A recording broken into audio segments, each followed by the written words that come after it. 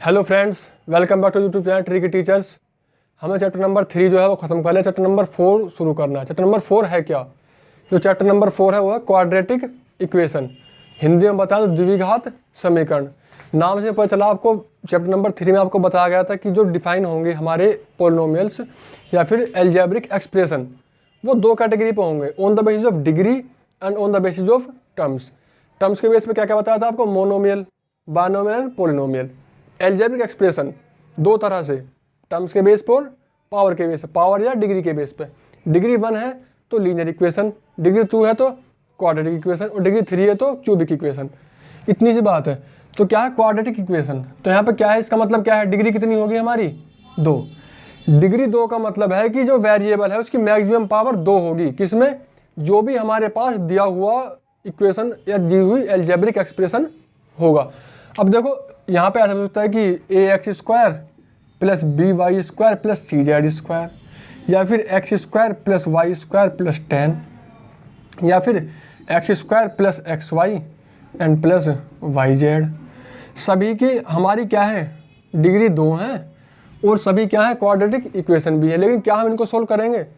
हम इस चैप्टर में इनको सोल्व करेंगे। हम इस चैप्टर में सोल्व करेंगे कैसी कि डिग्री 2 हो ओनली इन 1 वेरिएबल। बात समझ में आई? यहाँ पे वेरिएबल ज़्यादा है, नंबर ऑफ वेरिएबल्स देखो ज़्यादा है। यहाँ पे 3 है या 2 है, यहाँ भी 3 वेरिएबल है। डिग्री 2 सभी में है, लेकिन हम पढ़ेंगे केवल उनमें जिनमें डिग्री 2 तो हो लेकिन किसी एक ही वेरिएबल की हो। ऐसा ना हो कि 2 वेरिएबल घुस रहे हो। तो पूरे चैप्टर में इंट्रोडक्शन वीडियो है जिसमें आपको बताया क्या इंट्रोडक्शन मतलब क्या है। डिग्री 2 है तो मतलब जो वेरिएबल मैक्सिमम पावर 2 होगी और केवल एक वेरिएबल की, मतलब x है तो x, y है तो y। अगर हम बात करें यहाँ पर स्टैंडर्ड की क्या होगी, मतलब स्टैंडर्ड इक्वेशन क्या होगी, हम मानते हैं x वेरिएबल को लेके, तो ax² plus bx plus c equals to 0। ये क्या है हमारी क्वाड्रेटिक इक्वेशन का स्टैंडर्ड फॉर्मेशन। a क्या है? x का कोफिशिएंट, b है x का कोफिशिएंट और c किसका कोफिशिएंट है? c है कांस्टेंट टर्म हमारे पास। अब हमें दिख रहा है डिग्री कितनी है? 2 है। जब डिग्री 2 है तो सॉल्यूशन भी कितने होंगे? 2। और ये 2 कैसे होंगे? मैक्सिमम। ये बात हमेशा याद रखें, जितनी डिग्री होती है मैक्सिमम सॉल्यूशन उतने ही होंगे। मैक्सिमम का मतलब ज़्यादा से ज़्यादा। ऐसा होता है कभी कभी एक हो या फिर एक भी ना हो। अब ये कंडीशन कब बनेगी?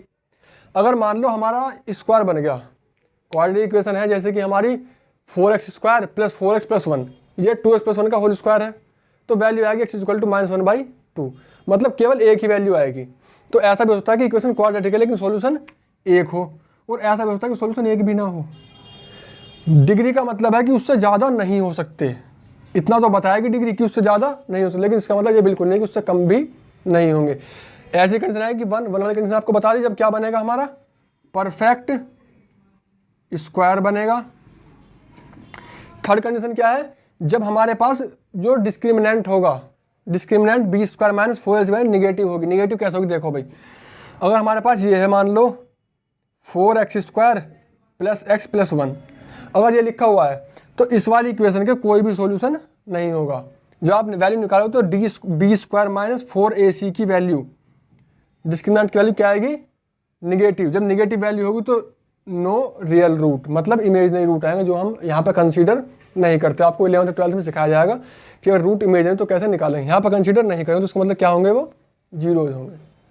और अगर एक दूसरे तरीके से देखा जाए तो किसी भी तरीके से सॉल्यूशन केवल 2 ही होते हैं। अब मैंने आपको बताया भी कि 1 भी है 0 भी, तो 2 कैसे होते हैं वो देखो। अब कैसे? केवल 2 का मतलब है कि देखो अगर हमारे पास डिस्क्रिमिनेंट 0 से बड़ा है मतलब 2 डिस्टिंक्ट रूट होंगे, मतलब हमारे पास जैसे 2 3 इस तरह से होंगे, मतलब अलग अलग होंगे दोनों। परफेक्ट स्क्वायर कंडीशन में 2 होंगे लेकिन दोनों रिपीटिंग होंगे, मतलब जैसे 1/2 है तो दूसरा भी 1/2। थर्ड वाले में 0 होता है, 0 रियल रूट होता है। वो अगर हम ढंग से पढ़े तो 0 रियल रूट होते तो यहाँ भी 2 हैं, लेकिन वो दोनों के दोनों होते हैं इमेजनरी। और इमेजनरी हम यहाँ पढ़ नहीं रहे तो इसका मतलब कितने होंगे? 0। जब हमें पढ़ना ही नहीं इमेजनरी को, हमें पढ़ना केवल रियल, तो रियल तो 0 होंगे। तो उस हिसाब से 2 1 0 सही है। कब? जब रियल कंडीशन में लेंगे हम। और 2 2 2 सभी जगह 2 सोल्यूशन होंगे। कब? जब हम केवल बात करें सॉल्यूशंस की, ना रियल ना इमेजनरी, सॉल्यूशन मतलब है हमें बस। ठीक है, तो इतनी सी बात है। अब आती है बात इसको सोल्व करने की, मतलब हम सोल्व कैसे करेंगे इक्वेशन को। सबसे पहली बात बाई फैक्टराइजेशन मेथड, मतलब फैक्टर मेथड लगता कैसे है। अब आपको दिखाया यहाँ पे स्टैंडर्ड फॉर्मेशन क्या है, ax² plus bx plus c, ये है एक्सप्रेशन। अगर हम बनाए इक्वेशन तो इक्वल टू 0, अब क्या हो जाएगी इक्वेशन, आपको पहले बताया था इक्वल टू का साइन लगा दो तो इक्वेशन, नहीं है तो एक्सप्रेशन है। सोल्व करने का तरीका दोनों का सेम ही है, कोई दिक्कत वाली बात बिल्कुल नहीं है। आपको x² के कोफिशिएंट a और कांस्टेंट टर्म c की करनी है मल्टीप्लाई, मतलब आपको करना है a इंटू सी, मल्टीप्लाई करना है। मल्टीप्लाई करने के बाद में अगर इनका साइन आएगा पॉजिटिव, कैसा आएगा पॉजिटिव, तो इसके दोनों फैक्टर्स को हम करेंगे ऐड, और अगर a और c का जो प्रोडक्ट है वो आया नेगेटिव, तो इसके दोनों फैक्टर्स, दो फैक्टर्स करेंगे हम, उनको क्या करेंगे हम सब्ट्रैक्ट। अब बहुत टीचर आपको बताते हो कि आप a और c का प्रोडक्ट करो, और प्रोडक्ट करने के बाद में दो ऐसे फैक्टर ढूंढो जिनको प्लस या माइनस करके बीच वाला नंबर आ जाए। रटने कोई बात नहीं, हमें पहले से पता होता है कि प्लस करना है या माइनस करना है। अब देखो a और c की वैल्यू अगर पॉजिटिव आई, इसका मतलब हमें जो रूट, जो हमें वो करने हैं फैक्टर, उनको हमें क्या करना पड़ेगा प्लस करना पड़ेगा, और तभी हमारा बीच वाला नंबर अपने आप बन जाएगा। सही काम कर रहे हो तो, गलती कहीं पे की हो तो गलत हो सकता है। और अगर आप a और c की मल्टीप्लाई करने के बाद में साइन आया नेगेटिव का, इसका मतलब जो दो फैक्टर्स आपको करने हैं उन दोनों फैक्टर्स को आपको क्या करना पड़ेगा माइनस करना पड़ेगा। आई बात समझ में? तो ये बस इतनी सी बात है। अब इसका यूज केस कहाँ पे है, मतलब यूज कहाँ पे हम कर सकते हैं। सबसे पहली बात, आपको जहाँ भी क्या निकालना हो, एरिया निकालना हो, जहाँ भी आपको एरिया की बात होगी 99 क्या 100% केस में वहाँ पे क्वाड्रेटिक इक्वेशन बनेगी, अगर वेरिएबल्स में बना रहे हो तो।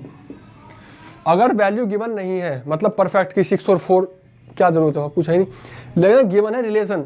अगर आपसे कह दिया गया कि the length of a rectangular field is 4 more than it's breath, given नहीं है, रिलेशन दिया हुआ है, तो 101% जो सोल्यूशन बनेगा वो क्वाड्रेटिक इक्वेशन बनेगा। आपको सोल्व करना आना चाहिए। या फिर क्या कंडीशन बनेगी, कंडीशन आएगी कि multiply product of two consecutive integers, positive integers, negative integers, two consecutive odd numbers, two consecutive even numbers. मतलब इस तरह के जितने भी कंडीशन आएंगे कि उनका प्रोडक्ट 361 है, 480 है, 390 है, कुछ भी होगा, जब दो नंबर्स के मतलब नंबर्स गिवन ना होगा, उनमें रिलेशन दिया हुआ है कि नंबर्स इस तरह के हैं कि वो ओड नंबर्स हैं, कॉन्सिक्यूटिव ओड नंबर्स हैं, या फिर कह दे कि one number is greater than other by 5, दूसरे से 5 ज़्यादा है, कह दे 2x से 1 ज़्यादा है, उनका प्रोडक्ट फिर इतना है। तो इतने जितने भी कंडीशन होंगी, एक तो एरिया वाली, रेक्टेंगुलर फील्ड का एरिया हो, स्क्वायर का एरिया हो, ठीक है, ट्रेपेजियम वेव में किसी भी चीज़ का, मतलब किसी भी 2D जो शेप है या 3D शेप के किसी भी फेस का एरिया निकालना हो, तो वहाँ पे 101% अगर डायरेक्ट वैल्यू गिवन नहीं है आपके पास, तो आपको क्वाड्रेटिक इक्वेशन ही बनानी पड़ेगी, सॉल्यूशन उसका ऐसे ही होगा। या फिर नंबर्स गिवन है, उनका प्रोडक्ट करना है आपको। पूरे चैप्टर में बस आपको यही करना है कि क्या है कि सॉल्यूशन बताने हैं, मतलब सॉल्यूशन क्या है कि इक्वेशन लिखी हुई है, सॉल्यूशन करना है। फैक्टराइजेशन मेथड कैसे, a और c की मल्टीप्लाई करो, प्लस है या माइनस है, कैसे कैसे करोगे, ठीक है। प्लस है तो जो फैक्टर होंगे उनको ऐड करना पड़ेगा, माइनस है तो फैक्टर को सब्ट्रैक्ट करना पड़ेगा, ठीक है। अब दो फॉर्मूले और आते हैं इसके, एक तो क्या आता है, चलो इसको इरेज कर देते हैं। इसके दो फॉर्मूले हो रहे हैं सॉल्यूशन करने के। देखो सबसे पहला क्या था, देखो स्टेप बाय स्टेप लिखते हैं। ax² plus bx plus c is equal to 0, ऐसी रहना एक्सप्रेशन है केवल। हाँ, आपको करेंगे a और c का प्रोडक्ट, अगर पॉजिटिव आया तो फैक्टर्स क्या करना पड़ेगा प्लस करना पड़ेगा, और प्लस करने के बाद में क्या बनना चाहिए b, मतलब बीच वाला नंबर। मैं समझ रहा हूँ आपको ये बात समझ में आई होगी। a और c की मल्टीप्लाई करेंगे, प्लस आया तो फैक्टर्स को प्लस करेंगे, जो भी फैक्टर्स यहाँ पे आएंगे उनको क्या करेंगे प्लस करेंगे, और प्लस करने वाले बीच वाला नंबर आ जाना चाहिए।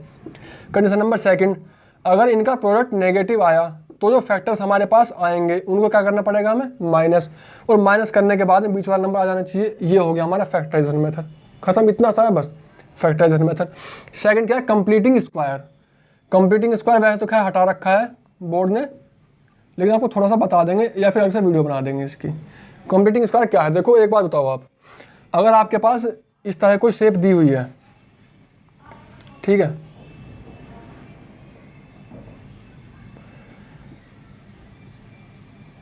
ये वाली शेप दी हुई है, ठीक है। अब मैं कहूँ इसको मतलब अब आपको क्या बनाना है, परफेक्ट स्क्वायर मतलब कंप्लीट स्क्वायर बनाना है। तो देखो ये वाली लेंथ थोड़ी ज़्यादा है, इससे जितनी भी ज़्यादा है आप उतना एरिया आप इसमें बढ़ा सकते हो ना, ऐसे ये आपने बढ़ाना है अपने पास से, जो आपने बढ़ाया है यही आपको क्या करना पड़ेगा, सब्ट्रैक्ट करना पड़ेगा। जितना आपने बढ़ाया है उतना ही आपको सब्ट्रैक्ट करना पड़ेगा। ये परफेक्ट स्क्वायर तो बन गया ना, और ये आपने सब्ट्रैक्ट किया, ये होगा फिगर के केस में। क्वेश्चन में आपको ऐसे करना है, परफेक्ट स्क्वायर मतलब आपको स्क्वायर की दो आइडेंटिटी होती है हमारे पास, a प्लस बी का whole square, first term square और सेकंड टर्म स्क्वायर, बीच में दोनों के मल्टीप्लाई का डबल और प्लस होगा। इसको ऐसे ही याद करो, बनाने में बहुत आसानी होगी। कैसे, अगर दो नंबर्स के माइनस का होल स्क्वायर तो स्क्वायर दोनों का होगा प्लस में, कोई दिक्कत बिल्कुल नहीं है, और बीच में हमेशा दोनों नंबर्स के प्रोडक्ट का डबल होगा। अगर प्लस का है तो प्लस आएगा बीच में, माइनस है तो बीच में माइनस आएगा। मतलब आपके पास अगर कोई अलजेब्रिक एक्सप्रेशन लिखा हुआ है और आपको तो परफेक्ट स्क्वायर बनाना, तो आपको दिमाग में पहले से पता होना चाहिए कि प्लस का बनेगा या माइनस का, क्योंकि ऐसा नहीं है कि तुक्का लगा रहे हो आप कि प्लस का बन जाएगा माइनस का बन जाएगा। अगर दोनों नंबर्स का प्रोडक्ट प्लस का है तो 101% प्लस का ही बनेगा, बता दोगे कि हाँ प्लस का बनेगा। और दोनों नंबर्स के प्रोडक्ट का डबल माइनस में आया तो माइनस में ही बनेगा। अब कंडीशन ऐसी होगी कि इसमें कुछ कुछ चीज़ों की कमी होगी। ये आपको फिगर से बताया कि इस फिगर में इस वाली पट्टी की कमी थी, पट्टी आपने अपने पास से ऐड की ना, अपने पास हम कुछ ऐड नहीं कर सकते तो आपको वापस से सब्ट्रैक्ट भी करना पड़ेगा, जिससे क्वेश्चन के आंसर में कोई फर्क ना पड़े। ऐसे यहाँ पर करना पड़ेगा। क्वेश्चन में कुछ हिस्सा इसका बन रहा हो, कुछ ही कमी रह रही होगी, तो जो कमी है आपको वो ऐड करनी है, और जो आपने ऐड किया तुरंत तो आपको उसे सब्ट्रैक्ट भी करना है। जैसे आप स्टेप करेंगे बिल्कुल अच्छे समझ में आ जाएगा। थर्ड क्या है, क्वाड्रेटिक फॉर्मूला। क्वाड्रेटिक फॉर्मूला ये दिखने में थोड़ा सा लगता है मुश्किल, लेकिन सबसे आसान सॉल्यूशन यही देता है आपको। अब वो क्यों कह रहा हूँ मैं आपसे, इसकी जो खास बात है वो ये है कि आपको ना तो दिमाग ये लगाना कि आपको मतलब फैक्टर्स क्या होंगे, प्लस करना, माइनस, कुछ नहीं लगाना आपको दिमाग, बस वैल्यू देखो। इक्वेशन क्या है आपके पास, ax² plus bx plus c। आप यहाँ से a, b और c की वैल्यू निकालो, बस कुछ काम नहीं करना, केवल a, b और c की वैल्यू निकालो। और फॉर्मूला क्या है आपके पास, x is equal to minus B plus minus root B square minus 4ac divided by 2a। इतना सा काम वो करना है। इस फॉर्मूला का आप दो बार लिखो, फॉर्मूला आपको याद हो जाएगा। फॉर्मूला याद होने के बाद में कुछ भी दिमाग मत लगाओ, आप देखो b की वैल्यू क्या है, a की वैल्यू क्या है, c की वैल्यू क्या है, बस पुट कर दो इसमें। और देखो एक बार प्लस एक बार माइनस, तो दो वैल्यू जाएंगे ना आपके पास। जो आप सोल्व कर लोगे लास्ट में, एक बार प्लस साइन लेना अलग वैल्यू देगा, माइनस साइन लेना अलग वैल्यू देगा। तो ये होगा इसका सॉल्यूशन। इतनी सी बात होगी। अब अगर हम बात करते हैं नेचर ऑफ रूट्स, मतलब जो इनके रूट होंगे, जो सॉल्यूशन होंगे, देखो कहीं कहीं पे इनको बोलते हैं रूट, कहीं कहीं पे सॉल्यूशन, कहीं कहीं पे जीरोज भी बोलते हैं। क्या, जीरोज या फिर रूट्स या फिर सॉल्यूशन। अगर हम बात करते हैं इनके नेचर की, मतलब नेचर कैसा होगा इनका, नेचर पता कैसे करेंगे हम।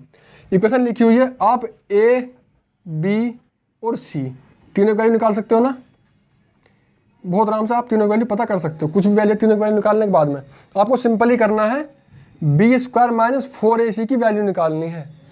अगर ये देखो ये वैल्यू या तो 0 से बड़ी होगी, या ये वैल्यू 0 से छोटी होगी, या इक्वल टू 0 होगी। केवल तीन कंडीशन, इसके अलावा कोई बन नहीं सकती, आप खुद भी सोच सकते हो। या तो कोई नंबर 0 होगा, या 0 से बड़ा है, 0 से छोटा, कुछ और थोड़ी ना हो सकता है।